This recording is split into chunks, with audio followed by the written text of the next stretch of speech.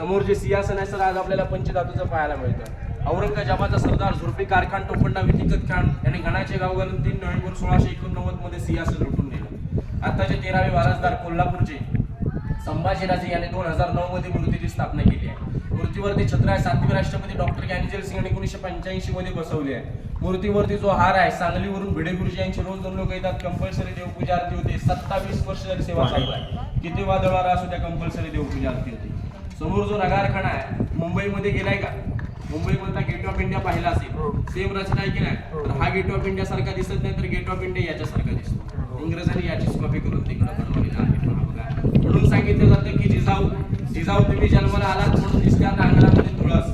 की जिजाऊ तुम्ही जन्माला आलात म्हणून दिसत्यात अंगणामध्ये तुळस. छत्रपती शिवरायांना जन्माला घातले नसते तर दिसले नसते मंदिरावरचे कळस.